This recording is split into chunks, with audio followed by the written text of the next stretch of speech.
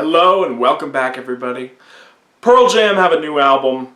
I'm probably not going to cover it because I'm not super interested in late period Pearl Jam, but, you know, who knows, I might. What I am interested in covering, or I suppose revisiting really, is Pearl Jam's 1996 album No Code. I did a review of this before, way back about 4 years ago, when I was doing the 1996 videos, you know, like just when I had figured out what I wanted this channel to be.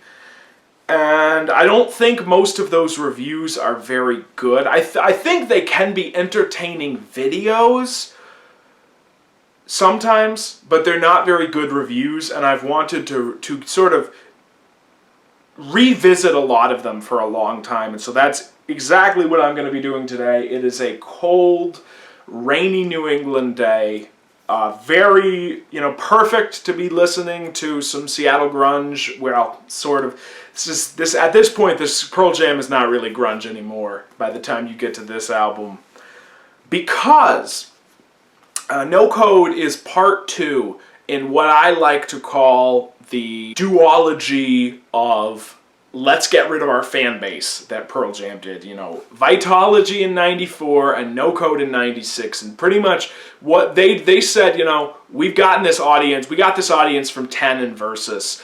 They're a bunch of scum-sucking rednecks who don't share our views, they aren't authentic, they don't enjoy our music, so we're going to get really weird and get rid of all of them. And so they did.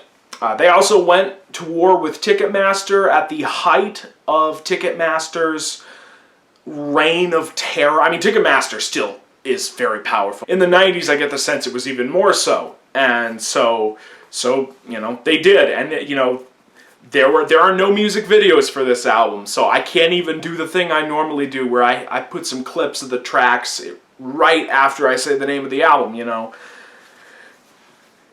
And it sort of worked, kind of worked, you know. I get the sense that it did what it was supposed to do. You know, Pearl Jam are obviously still relevant to the extent that we're still talking about them in 2020, almost 25 years after No Code.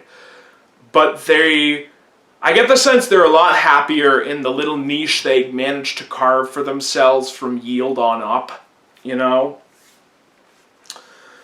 And with the thing about, you know, the fan base being, you know, rednecks and whatnot, that was always a contradiction that grunge had. Of, you know, grunge was this music, at least the Seattle stuff, you know, music made by these sensitive, very liberal, you know, sometimes college educated, sometimes not, you know, guys making this heavy music that, you know, people who did not share those views would headbang to, basically. I mean, even like Nevermind, you know, In Bloom is a song about that, and that song is from before grunge even really broke through. Back to No Code, you know, No Code is, in a way, it's almost like they looked at Vitology and said, you know, Vitology has some weird stuff, and, you know, like bugs. Bugs. Vitology's got some weird stuff, but it's not weird enough. You know, you still have Better Man on Vitology, which is, you know, iconic ballad, you know, relatively famous Pearl Jam song. That's not far enough. We need to go all the way, and so they did. And so No Code is, you know, drops a lot of the grunge. It's almost like it's a folksy, rootsy, bluesy kind of album, but there's also like some world beat seeping in. Like there's a lot of drum stuff on this album. Like there's phenomenal drum work on here, and a lot of these songs are very percussion based. Like it's almost like Pearl Jam by way of solo Peter Gabriel. I think a lot of that is because of the drummer who they had for this album. I'm blanking on his name. I know his last name is Irons, and I know he worked with the Red Hot Chili Peppers at one point.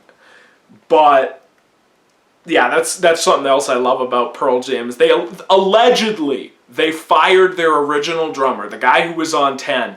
They fired him because he was enjoying the rock star lifestyle a little too much. Like, Like, the way I remember reading it back when I was doing my research for those videos back in 2016 was that basically he bought himself a new sports car or something, and then like a couple months later the band fired him, which is, you know, just hilarious to me. Like, it's you know, that's the side of like the 90s alt rock thing. Like, I could easily look at that and be like, that's, you know, Eddie, that's a little hypocritical when you're selling out stadiums. And, you know, I think they realized that too, which is why they made these albums. And I also remember, because I just finished listening to this about 5 minutes ago, and I was blown away at how much it holds up, because I was expecting to be a little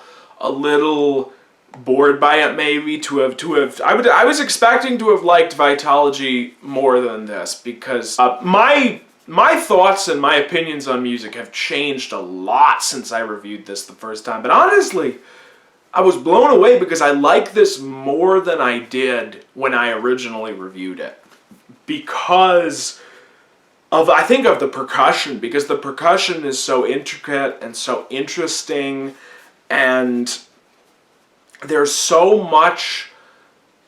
It's a very easy album to get lost in. Like, this is an album that can be very hazy. You know, you can close your eyes when you're listening to this, you know, especially on tracks like In My Tree or I'm Open, or even Around the Bend, you know, and you can close your eyes and you can drift away to like rootsy wooded dreamlands of your own conception. Like I personally don't partake in chemical enhancement when I listen to music, but if you are into that sort of thing, I feel like this might be a pretty good one to do it to. And I feel like it's the only Pearl Jam album I could really imagine doing anything like that too. The other really cool thing about this album, and I think I pointed this out in my original review, but I'll talk about it again here, you know, is the packaging. You know, I guess they really decided after either Versus or 10 that they wanted to make their album art something really special, and they did. You know, they were one of the first bands I'm aware of to really get into digipacks. Like, I mean, they'd already kind of done that on Vitology, but, you know, this one has a bunch of Polaroid pictures that have lyrics, and I'm not going to pull them all out because they will fall on the floor. And this video is going to have enough edits as it is, you know, all my videos do. And it's funny, you know, as I was listening to this, because I've been on a big kind of folksy, rootsy music odyssey recently. And I was thinking, you know, this is an album that fits in with that. Like, I could see someone whose platonic ideal of music is something like Neil Young or Exile on Main Street by the Stones. You know, I could see somebody who's very into that kind of stuff all the time putting this on a pedestal. And actually, you know, since I've mentioned Neil Young, when I did those videos, when I bought this album, I was in college, and I remember there was a guy in the dorm. I don't remember his name, but I remember he was a music guy too, and I remember having a conversation with him about that, and I was like, oh man, I got this Pearl Jam album. He's like, oh, I've never heard that. Will you lend it to me? So I did.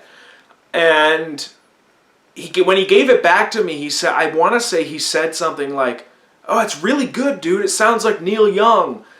And I don't know a whole lot about Neil Young. You know, I've never really been a fan of Neil Young. I have some of his later albums, so I probably need to be listening to them to find out whether it does sound like late period Neil Young. But I thought that would be a fun little story to share to add another minute or so to the video's running time. There are tracks that rock on here, but those tracks they're few and far between, and they don't rock like the Pearl Jam's previous albums are. Like, they rock in a way that you probably weren't going to hear on the radio. Like the only one I can think of that really has that, like, like you'd catch it on an alt station and crank up the volume is Mankind, and that's a really short little punk song that doesn't even have Eddie Vedder on vocals.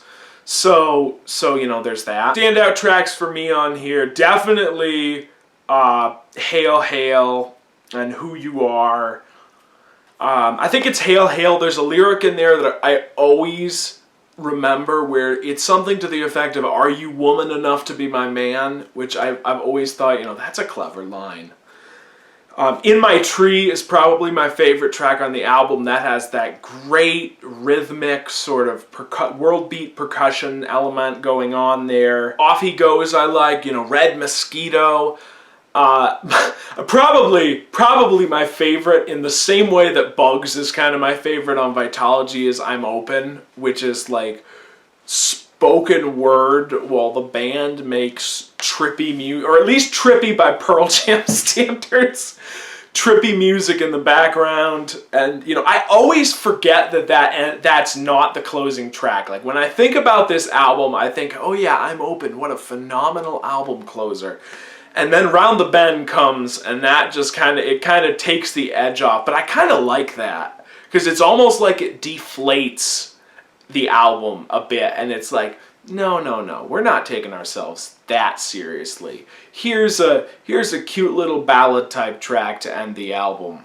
And speaking of ballads, another favorite on here, Present Tense. That's a phenomenal track. And yeah, this is definitely one, you know, it's weird because this and Vitalogy both, they're albums where I forget that I like them until I turn them back on. And then Pearl Jam in general are like that for me. I forget that I like Pearl Jam. Like as a band, they're a band where I'll be like, probably my least favorite major band of the 90s. But then I'll turn something by them on and I'll be like, wow, these guys can actually be pretty good. And that's what this album is to me. You know, it probably is my favorite just because it is so different and it does so much stuff that is interesting to me. You know, like I might listen to some of the others more, but I think if you forced me to rank their albums, this would be my favorite one. So yeah, so until the next video I make, I will see you guys later. I'm gonna aim to have a weekly album spotlight some point in the next couple days. And I'm also gonna try to do some more sort of revisitings of old albums, of old reviews that I'm not entirely satisfied with. So hopefully I can keep the tempo of content up for you guys. But until then, I will see you all later.